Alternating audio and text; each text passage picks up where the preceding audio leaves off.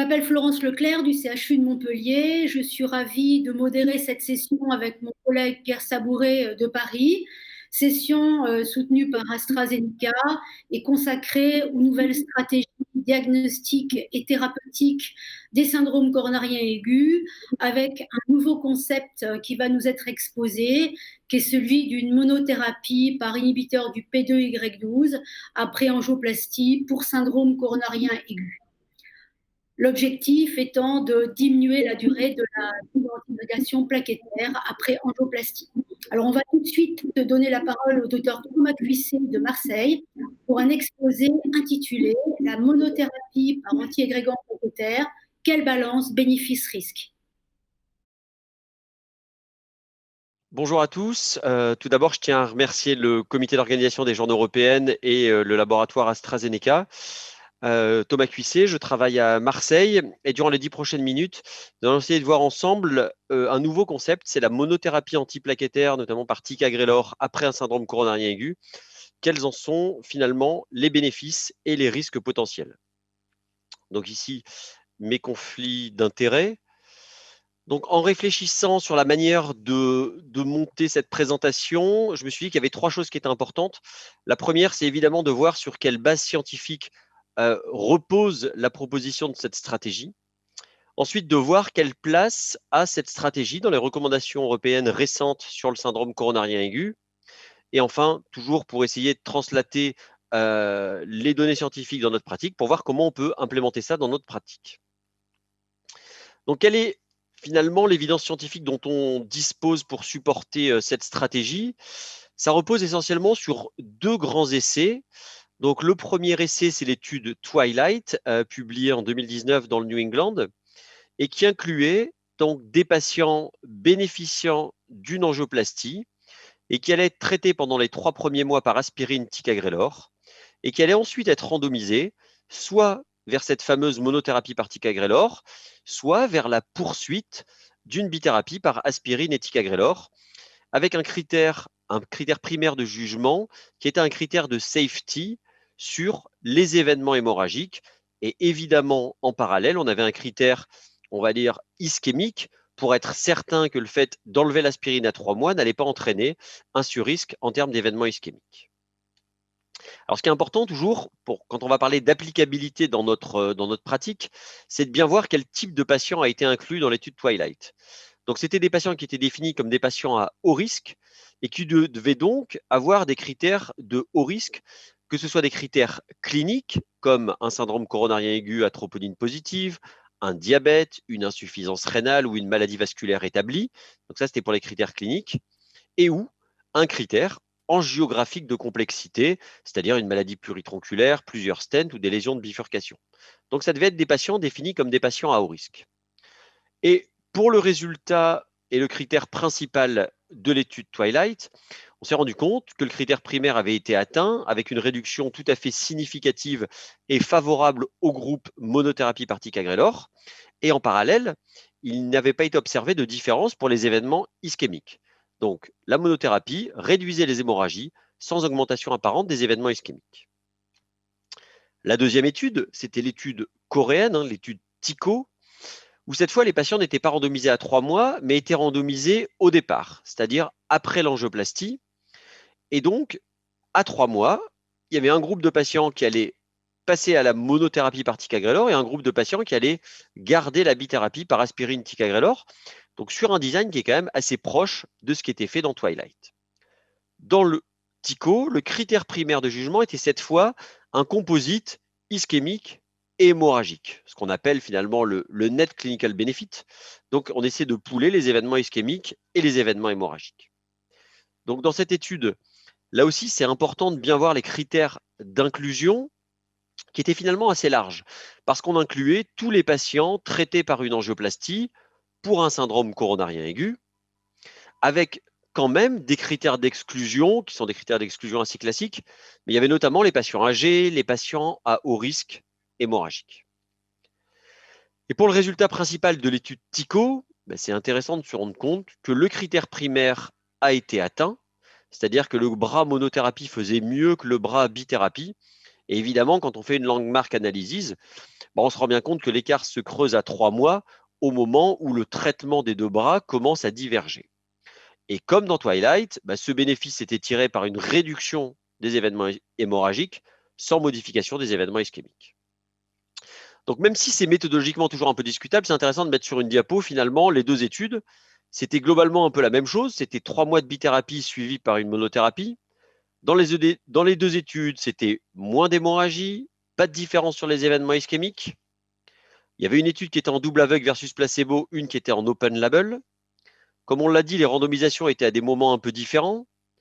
Sur la population, là c'est important, dans TICO, c'était que des syndromes coronariens aigus avec un tiers de ST+, alors que dans Twilight, on avait uniquement 2 tiers de syndrome coronarien aigu et les infarctus classiques étaient exclus. Le type de stent, c'est à mon avis pas très important. Ensuite, c'était des patients vraiment à haut risque dans Twilight, alors que c'était plutôt une étude all-comers dans TICO. Ce qui est intéressant, c'est que pour les patients à haut risque hémorragique, ils étaient souvent inclus dans l'étude Twilight, alors qu'ils étaient plutôt exclus dans l'étude TICO. Malgré tout, ça suggère quand même un bénéfice à la monothérapie. Donc à la lumière de ceci, c'est intéressant de voir comment ça a été implémenté dans les recommandations européennes récentes, et notamment les recommandations du non-STEMI, où on nous dit très bien finalement que la règle, c'est de faire 12 mois de bithérapie, mais que chez certains patients, on peut faire moins, et on voit qu'ici, avec un niveau de recommandation de classe 2AB, on peut considérer de stopper l'aspirine à 3 mois et donc de partir sur une monothérapie par ticagrelor. Et c'est effectivement ce qui est bien retrouvé dans ce diagramme. Chez les patients plutôt à bas risque hémorragique, on fait soit une bithérapie pendant 12 mois, mais est proposée comme alternative la bithérapie aspirine ticagrelor 3 mois, puis la monothérapie par ticagrelor. Donc effectivement, ces études ont été, notamment l'étude Twilight, ont été intégrées dans les recommandations récentes, car l'étude TICO est beaucoup plus récente.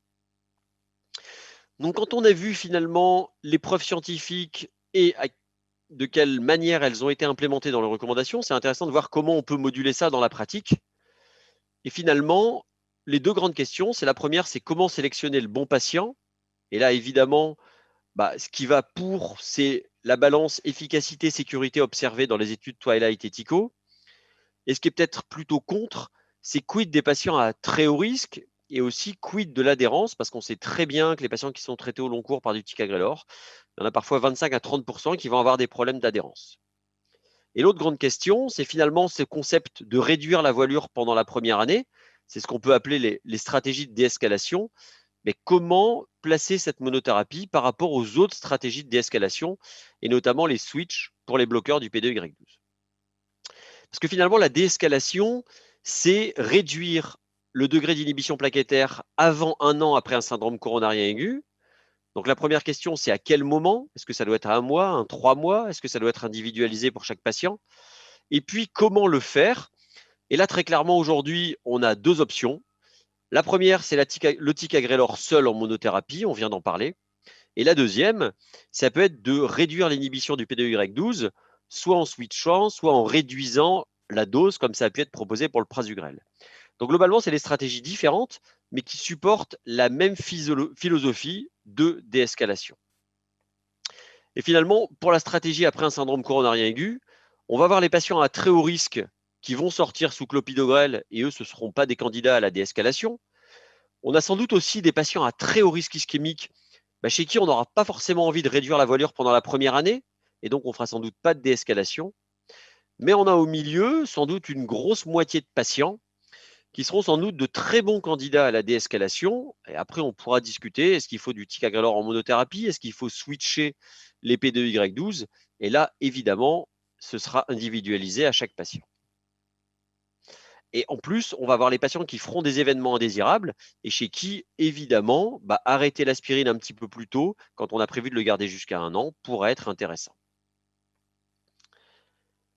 Donc finalement, en résumé, pour on va dire la balance bénéfice-risque pour cette monothérapie antiplaquettaire, alors l'évidence, elle est là, elle est très claire et disponible. Il y a notamment 2 très beaux essais randomisés qui supportent le concept. Le concept est tellement bien supporté par l'évidence que ça a intégré les dernières recommandations européennes récentes sur le non-STEMI. Et très clairement, comment intégrer dans la pratique? Je pense que ça suit une tendance quand même actuelle qui est vraiment une individualisation du traitement antiplaquettaire et le concept de réduire la voilure pendant la première année chez une proportion significative de patients. Voilà. Merci beaucoup. Alors, Thomas Cuisset, merci pour votre bel exposé, mais la monothérapie par P2Y12 inhibiteur, c'est pour tous ou on reste sur un schéma à la carte? Alors, effectivement, l'idée, c'est de se dire que la monothérapie par ticagrelor après une phase initiale d'une bithérapie, à mon avis, ça doit vraiment être considéré comme en fait une nouvelle stratégie parmi les autres. Et donc, ce sera sans doute, comme je l'ai dit dans ma présentation, très intéressant chez des patients sélectionnés, en regardant bien évidemment les résultats de Twilight et de TICO, et d'essayer finalement d'intégrer dans notre pratique, quand on le pourra, l'utilisation de la monothérapie antiplaquettaire par ticagrelor. Mais non, évidemment, je pense qu'il va falloir continuer à faire du cas par cas, avec simplement une nouvelle stratégie, on va dire, dans notre arsenal thérapeutique. Merci Thomas pour ce bel exposé. J'ai une question concernant la stratégie de désescalation chez les patients dits à très haut risque ischémique. Il n'est pas toujours simple de distinguer le haut risque du très haut risque. Et est-ce qu'il ne faut pas que le cardiologue interventionnel se mouille finalement à la sortie de l'hôpital en donnant peut-être déjà une orientation pour le cardiologue traitant pour choisir une stratégie plutôt qu'une autre, parce que ce sont souvent des critères angiographiques qui finalement vont nous aider à catégoriser le patient dans le haut risque ou le très haut risque. Qu'en penses-tu? Ouais, effectivement, merci Florence. En effet, je pense que finalement, la monothérapie, on va dire à 3 mois en arrêtant l'aspirine, comme ça a été proposé dans les études dont on a discuté, je pense qu'effectivement, ça s'intègre dans les stratégies de déescalation. C'est-à-dire, en gros, de réduire la voilure pendant la première année, tout en gardant quand même une efficacité antithrombotique satisfaisante. Et effectivement, je pense que les patients à très haut risque ischémique vont sans doute être des patients chez qui on n'a pas envie de réduire la voilure. Et donc, on ne va pas proposer de déescalation, que ce soit de monothérapie ou de switch des inhibiteurs du P2Y12, mais chez qui on va sans doute garder une bithérapie forte pendant 1 an. Et le dernier point, je suis complètement d'accord, nous, c'est ce qu'on fait dans notre centre. C'est-à-dire, moi, je dis toujours que le compte-rendu finalement d'une angioplastie doit aussi comporter la stratégie antithrombotique des mois et en général après un SCA de la première année. Alors évidemment, on sait que ces décisions elles vont être dynamiques en fonction de ce qui va se passer, de la tolérance du patient et de plein de choses. Mais je pense que je suis complètement d'accord avec toi, Florent, sur le fait, je pense qu'il faut qu'on se mouille. Et quand on fait un compte-rendu d'angioplastie, je pense qu'il faut que ce soit accompagné d'une stratégie antithrombotique. Alors justement, Thomas, pour le cardiologue libéral, comme tu l'as dit, il faut s'adapter au cours de l'année en fonction des événements, qu'ils soient récurrence ischémique ou nuisance bleeding, par exemple. Mais pour le cardiologue libéral, est-ce qu'il a besoin des scores pour s'aider? Est-ce que le Precise DAP va l'aider? Est-ce que le DAP score va l'aider? Alors là, je vais avoir, mais tu connaissais, je pense, ma réponse, Pierre. Moi, très franchement, en pratique de tous les jours, je pense que c'est des scores qui ont été extrêmement intéressants pour comprendre à l'échelle de population, finalement, l'impact de nos traitements. Mais moi, à l'échelle individuelle, je vais confesser que je n'utilise pas les scores, que ce soit en aigu ou sur le chronique, en tout cas pour choisir d'une stratégie chez un patient, parce que je pense beaucoup de ces scores sont quand même imparfaits et ne capturent pas forcément l'ensemble des caractéristiques. Donc tu regardes la fragilité globale du patient, et puis les caractéristiques anatomiques, plus les événements en cours de première année, quoi, principalement. Exactement, tout à fait. Maintenant, on va voir les nouvelles recommandations à partir de toutes ces nouvelles études. Et qui pour en parler mieux que Jean-Philippe Collet, qui était le chairman des dernières recommandations dans le non-STEMI. Jean-Philippe, on vous écoute. Alors, merci à la SFC de me donner l'occasion de présenter ces recommandations sur les syndromes coronariens aigus dans le cadre de cette session supportée par AstraZeneca. Donc, j'ai eu le plaisir de coordonner ces recommandations avec Holger Thiele de Leipzig et tout un collège de cardiologues européens. Et le message clé de ces recommandations, c'est de diminuer l'incertitude diagnostique, et c'est la première étape du diagnostic et de la stratification du risque. Donc, pour résumer, on utilise un seul biomarqueur qui est la troponine hypersensible avec un algorithme 0-1 heure, et on aboutit à une situation avec 3 scénarios possibles. Tout d'abord, le scénario vert, où la probabilité d'événement est très faible, à 1 mois, moins de 0,5%, parce que le taux de troponine à l'entrée, 3 heures après la douleur, est très faible, où les variations sont très faibles. Une situation intermédiaire qui correspond à une probabilité d'événement grave de 10-15%, et ce sont des patients chez qui on ne peut pas conclure, c'est-à-dire que le dosage est dans la zone grise et les variations ne sont pas suffisantes pour conclure. Et enfin, le diagnostic rouge à droite, probabilité d'événement élevée, 65%, et on est certain du diagnostic d'infarctus sur un dosage très élevé ou une variation importante. Et dans chaque cas de figure, les attitudes pratiques sont différentes. Quand c'est vert, ce n'est pas la peine d'hospitaliser, c'est une prise en charge non invasive. Quand c'est rouge, c'est hospitalisation. Et quand c'est jaune, en général, ces patients, on les garde un peu plus longtemps et on refait un deuxième dosage ou un troisième dosage et une imagerie non invasive. La chose importante, c'est que pour toutes les trousses de troponine hypersensible qui sont sur le marché, on a toutes ces valeurs seuil qui ont été définies dans le cadre d'études très bien faites. La deuxième étape, c'est l'évaluation, la stratification du risque. Donc, on utilise toujours le score de Grace qu'on fait de façon intuitive, qui comprend les comorbidités, l'âge, l'insuffisance rénale, l'insuffisance cardiaque. Et puis, on utilise des scores un petit peu plus fins, notamment pour évaluer le risque hémorragique. Vous voyez que ça peut être fait très précocement, dès qu'on connaît un petit peu l'histoire du patient. Et on a retenu le score ARC-HBR pour définir le risque hémorragique, qui utilise des critères majeurs, des critères mineurs. C'est très simple. Quand on a un critère majeur, le risque hémorragique était élevé. Lorsque l'on en a deux, il est très élevé. Lorsqu'on a deux critères majeurs mineurs, le risque est élevé. Lorsqu'on a un critère mineur, le risque est faible ou intermédiaire. Et vous voyez que ça prend en compte les caractéristiques de votre patient, les comorbidités, les antécédents, les traitements associés. Et vous en avez besoin très tôt dans la prise en charge, notamment pour définir quel traitement initial vous allez utiliser.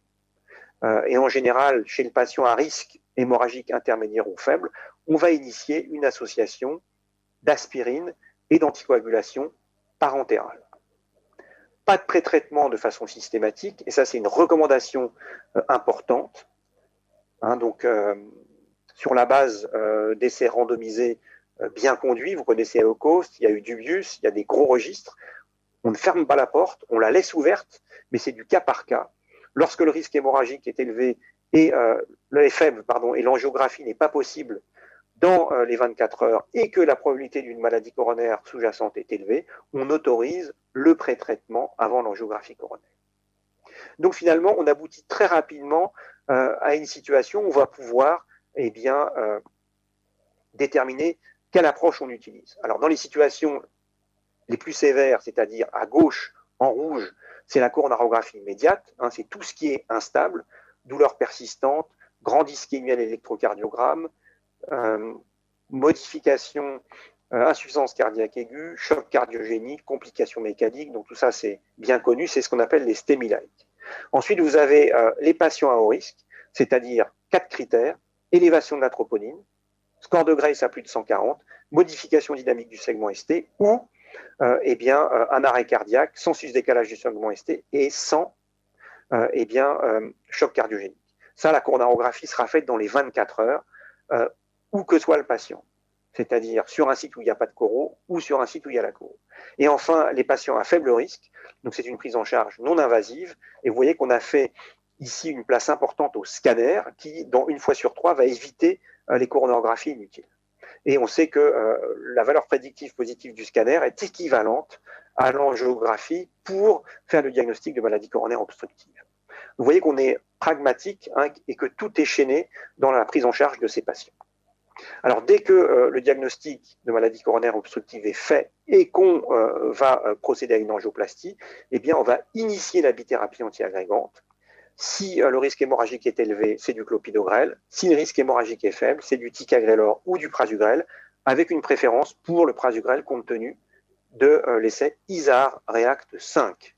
Enfin, on peut utiliser au cas par cas le cangrelor chez les patients qui ont des troubles de la conscience, qui sont morphinés, qui sont intubés, qui sont en état de choc cardiogénique, avec la possibilité de faire un relais Péros dans les heures qui suivent, dans les 2 heures avant l'interruption de la perfusion. L'étape d'après, c'est la stratification du risque thrombotique qui va être déterminante pour le traitement au long cours. Et donc, cette évaluation se fait en termes de risque élevé et risque faible. Et vous voyez qu'il y a la complexité de la maladie coronaire sur des critères techniques. Et puis, il y a des facteurs d'enrichissement qui vous sont listés ici, hein, c'est-à-dire le caractère multitronculaire, le diabète, l'insuffisance rénale, l'atteinte polyartérielle, le caractère prématuré de la maladie inflammatoire associée, et puis des critères techniques, comme je vous ai dit, comme le nombre de stents implantés, le nombre de lésions traitées, la longueur totale de stent, et puis les angioplasties qui sont complexes, hein, c'est-à-dire les atteintes du tronc commun, les bifurcations, etc., etc. Et ça va être déterminant dans l'évaluation du risque au long cours. Et donc, vous aboutissez ici à ce tableau qui vous résume toutes les solutions et toutes les stratégies possibles en fonction du risque hémorragique et du risque ischémique. Donc, si le risque hémorragique est élevé ou très élevé, eh bien, la bithérapie sera de 3 mois et 1 mois respectivement avec du clopidogrel. Si le risque hémorragique est faible, eh bien, vous avez tous les scénarios possibles en fonction du risque ischémique. C'est-à-dire que si le risque ischémique est intermédiaire et le risque hémorragique est intermédiaire, vous pouvez faire l'approche Twilight, c'est-à-dire 3 mois d'aspirine ticagrelor et ensuite du ticagrelor pendant 1 an. Et on peut se déterminer très vite pour faire cette stratégie. Si vous allez dans le risque ischémique plus élevé, c'est-à-dire vers la gauche, eh bien, vous allez aboutir à une bithérapie classique, aspirine ticagrelor ou aspirine prasugrel pendant 1 an, et ensuite, 1 an après, vous allez réévaluer la situation de votre patient, et au cas par cas, vous allez pouvoir utiliser du rivaroxaban à la place du P2Y12 lorsqu'il y a par exemple une artériopathie, c'est le schéma COMPASS, ou poursuivre la bithérapie au long cours, selon une stratégie DAPT ou Pegasus. Donc vous voyez qu'on a ici envisagé tous les scénarios possibles, et le maître mot, c'est individualisation du traitement en fonction de la situation. Dernier chapitre, c'est l'association anticoagulant antiplaquettaire.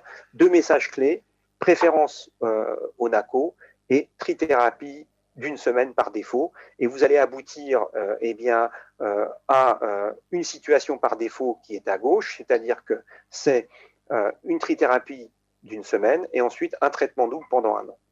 Ensuite, vous allez affiner votre point de vue en fonction du risque qui va prévaloir. Si c'est le risque ischémique, la trithérapie, vous allez la faire pendant 1 mois et ensuite le traitement double jusqu'à 1 an. Si c'est le risque hémorragique qui prévaut, c'est-à-dire que vous avez 2 critères majeurs, vous allez faire une double thérapie plus courte jusqu'à 6 mois et ensuite un traitement anticoagulant seul. Vous voyez qu'encore une fois, on s'adapte aux caractéristiques du patient tout en tenant compte des données de la littérature récente sur ces traitements triples.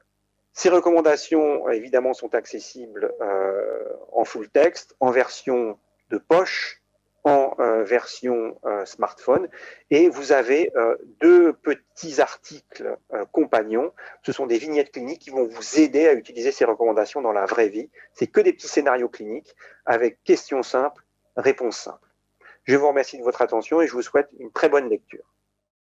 Jean-Philippe Collet, merci pour cette brillante présentation, mais les CPK maintenant c'est terminé.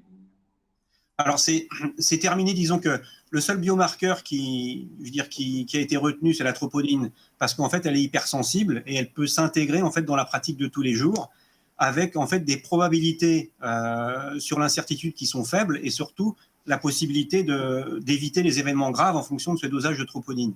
Alors après les CKMB, on a laissé la porte ouverte dans le cadre de diagnostic de réinfarctus. Mais on n'est plus dans la routine. Donc, on est très simple.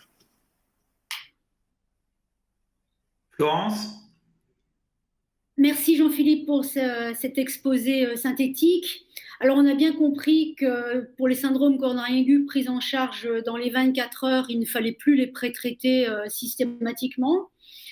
Est-ce que le fait de ne plus pré-traiter ces patients avant de connaître l'anatomie coronaire peut changer la stratégie thérapeutique que l'on donne à ces patients et le type d'inhibiteur du P2Y12 qu'on va leur donner ou pas? Alors, je ne suis pas certain qu'il y ait un lien entre les deux. Mais en tout cas, l'intérêt de l'absence de pré-traitement en routine, c'est d'éviter les traitements par excès qui sont inutiles. Et puis, en même temps, c'est favoriser l'accès à une anatomie plus rapide, notamment avec le coroscanner pour les centres qui n'ont pas d'angiographie. Donc, en fait, ça va inciter les centres en fait, un peu à se réorganiser.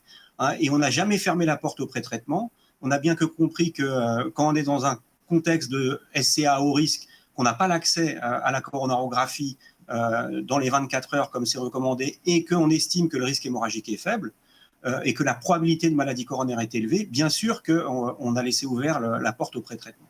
Mais c'est du cas par cas, ce n'est pas de la routine. Donc tout est un peu chaîné dans ces recommandations. Si on a le temps, j'ai une petite question sur la stratégie 0-1 heure. Est-ce qu'il n'y a plus aucune place pour le 0-3 heures ou quelles sont les indications du 0-3 heures pour la troponie? Alors, il reste par exemple à peu près 25% des malades qui sont ce qu'on appelle dans la zone d'observation. C'est-à-dire qu'ils n'ont pas des dosages très faibles, ils n'ont pas des variations suffisamment importantes, et donc ils sont dans une probabilité d'événement grave qui est aux alentours de 15%. Donc évidemment, pour affiner cette probabilité, on autorise la 2e heure, un nouveau prélèvement, voire la 3e heure pour voir si on s'en sort. Et si on ne s'en sort pas, c'est des patients, évidemment, qu'on va garder à l'hôpital. Eh bien, merci Thomas Cuisset et Jean-Philippe Collet pour ce parfait exposé. Ça a été un plaisir de modérer avec Florence Leclerc dans des conditions un peu particulières. Je crois que tout le monde a bien compris que la bithérapie antiagrégante plaquettaire optimale est de plus en plus complexe, qu'il y a beaucoup de paramètres dont il faut tenir compte, la situation clinique, les caractères anatomiques, les comorbidités des patients, mais que c'est passionnant puisqu'on a beaucoup d'opportunités pour les patients, beaucoup de stratégies validées maintenant. Et grâce aux nouvelles recommandations, on a un guide extrêmement intéressant pour optimiser la prise en charge des patients en sachant, comme l'ont dit les différents intervenants, qu'il faut être adaptable, s'adapter à toutes les situations, que ce soit les événements ischémiques, hémorragiques, les événements intercurrents. Et donc, il n'y a pas une religion, mais plutôt plein de stratégies qui sont maintenant bien validées. Merci de nous avoir écoutés et écouté nos intervenants particulièrement. J'espère qu'ils ont répondu à toutes les problématiques du moment. Et puis, beaucoup d'études en perspective pour encore optimiser le risque, notamment des études françaises académiques. Merci à AstraZeneca pour son soutien et à très bientôt.